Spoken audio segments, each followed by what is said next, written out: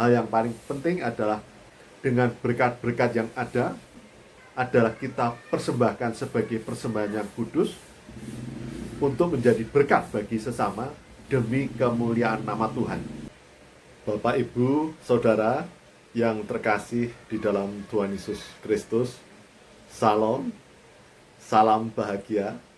Perkenankanlah pada kesempatan ini saya hendak sharing pengalaman kehidupan saya. Saat ini temanya adalah roh jahat merasuk di dalam diri manusia dengan lembut, licin, sabar, tapi mematikan. Saudara-saudaraku yang terkasih di dalam Tuhan Yesus Kristus, sebelumnya saya telah sharing pengalaman kehidupan saya tentang kerasukan setan. Ada berbagai jenis kerasukan setan, dari yang kelihatan sederhana, kemudian juga seperti di film-film Indonesia ada hantu-hantu, atau juga dengan kondisi kesurupan. Seseorang atau kelompok tiba-tiba dari kondisi normal kemudian kesurupan dengan indikasi atau gejala kadang bisa berteriak, berguling-guling, berbusa mulutnya, dan kemudian matanya nanar, dan kadang-kadang bisa berubah suaranya. Sering kita melihat bahwa kerasukan setan yang terlihat kasat mata seperti yang saya sampaikan tersebut.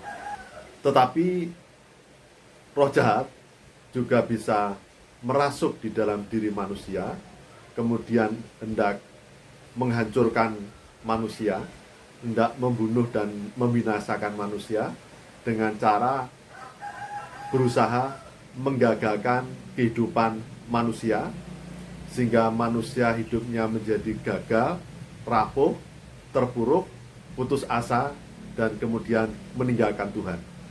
Saudara-saudaraku, ada lebih berbahaya lagi adalah ketika roh jahat, setan, itu menyamar, menyerupai malaikat. Jadi setan atau roh jahat masuk atau merasuki di dalam diri manusia, tetapi manusia yang dirasuki oleh setan, oleh roh jahat tersebut tidak menyadari, karena iblis dikatakan cerdik di dalam kitab Kejadian. Jadi iblis itu cerdik dan dia tidak pernah mati. Dia tahu bagaimana cara untuk menggoda manusia. Dan saudara-saudaraku bisa memperhatikan bahwa seseorang yang senantiasa hidup dalam kerohanian, dalam pelayanan, itu terhindar dari godaan iblis. Semua manusia, dimanapun tingkatannya, dimanapun usianya, akan mengalami godaan roh jahat.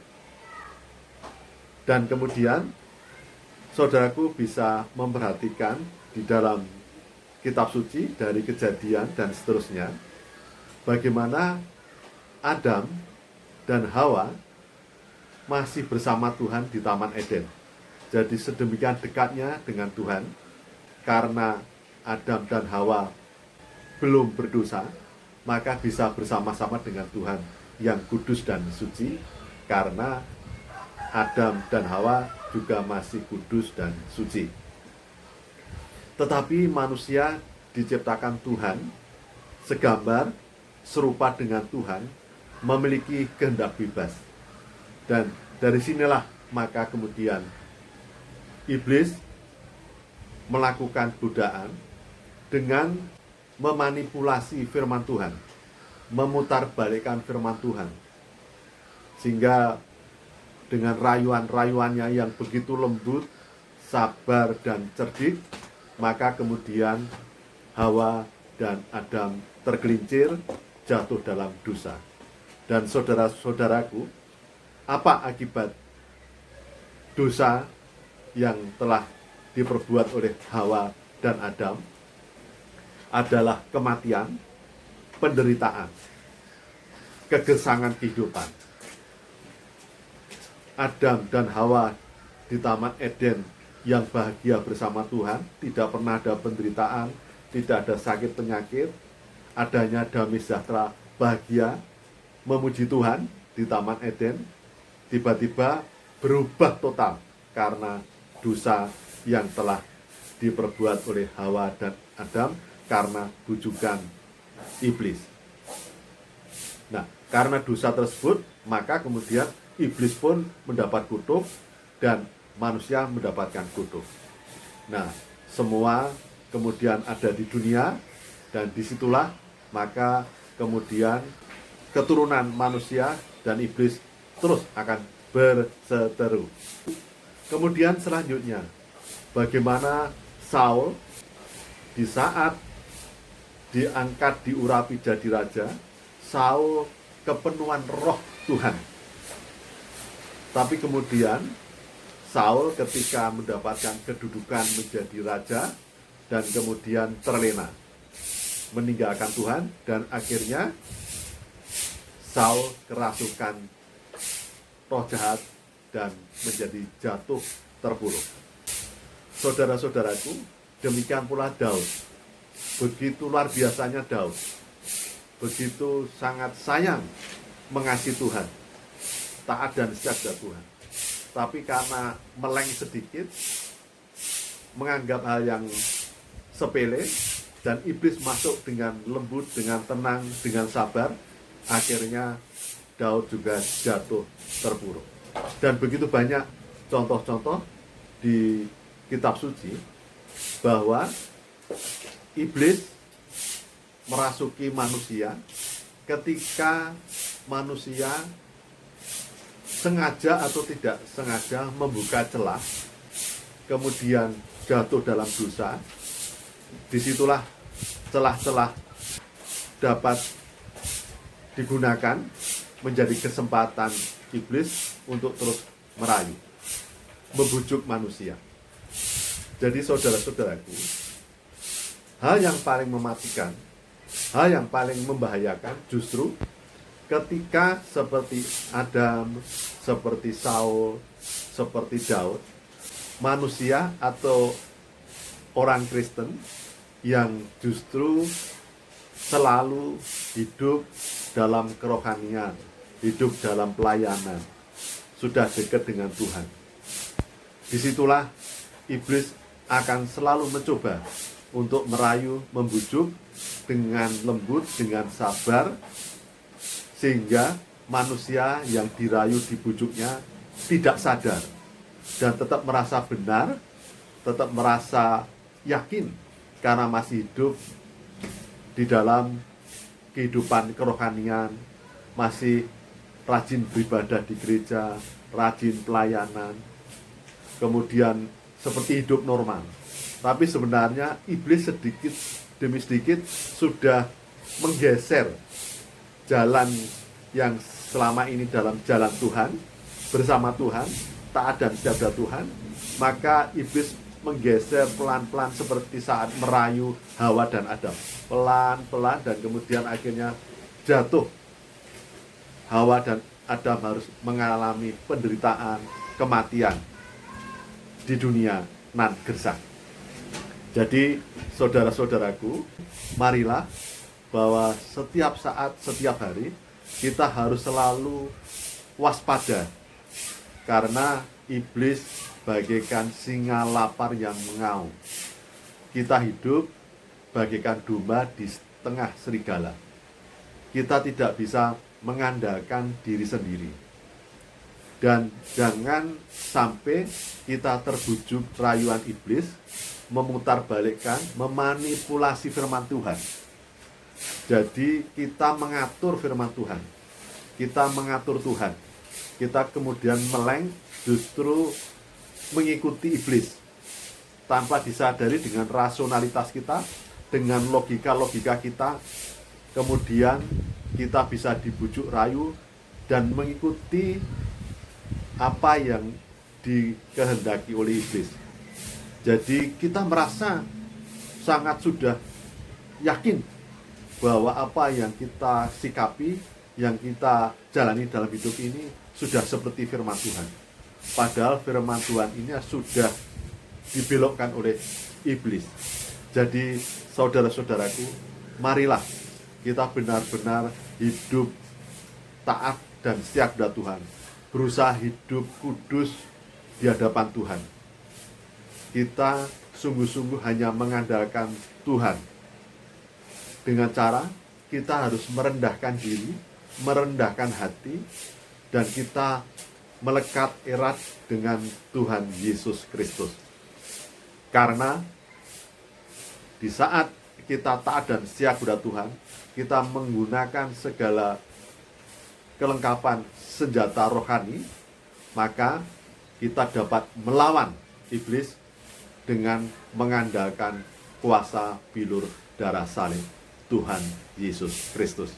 Jadi, saudara-saudaraku, ujilah roh, ujilah diri kita setiap hari kita membaca firman Tuhan. Jadi, saudara-saudaraku, iblis bisa membujuk, merayu manusia dengan merasa sudah bangga bisa membaca firman Tuhan. Tapi saudara-saudaraku, ternyata hidup kita sebagai orang Kristen baru sebatas niat dan angan. Masih dalam angan-angan. Kita dalam angan-angan, kita mengasihi Tuhan, kita mengasihi manusia. Di dalam niat, kita mengasihi Tuhan, kita mengasihi manusia. Iblis membuat seperti itu.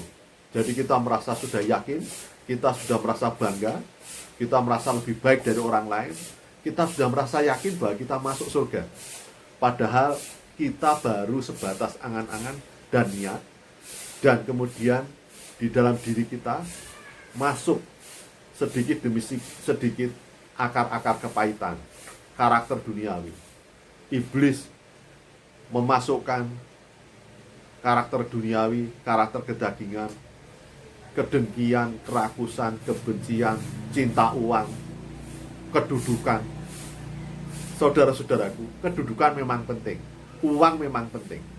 Tapi ketika semua itu kita jalani dengan cara yang tidak sesuai dengan Tuhan, tidak sesuai dengan ketetapan, aturan, dan hukum Tuhan, maka kedudukan yang tinggi, harta yang banyak, uang yang jumlahnya besar, itu bukan menjadi berkat, tapi akan menjadi laknat atau kutuk.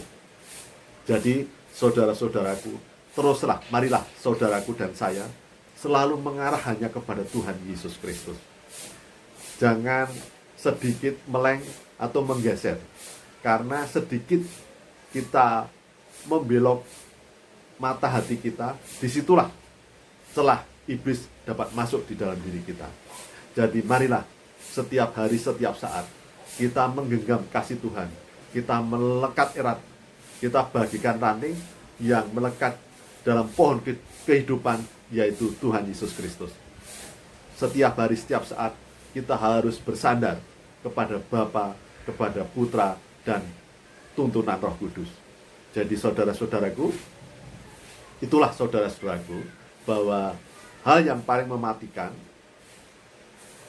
iblis datang merasuk di dalam diri manusia justru di saat manusia merasa sudah baik, merasa sudah suci, sudah hidup dalam pelayanan, tetapi baru sebatas angan dan niat. Di dalam prakteknya tidak sesuai dengan niat dan angan-angan. Dalam angan-angan dan niat ingin mengasihi, tapi di dalam dirinya justru kebencian, kemarahan, dengki iri, kemudian kerakusan, ketamakan, cinta dunia, cinta uang. Padahal hal yang paling penting adalah bagaimana kita bisa mengasihi Tuhan, mengasihi manusia, dengan berkat-berkat yang ada, kedudukan yang ada, uang yang ada, harta yang ada. Hidup kita adalah kita persembahkan sebagai persembahan yang kudus, untuk menjadi berkat bagi sesama demi kemuliaan nama Tuhan.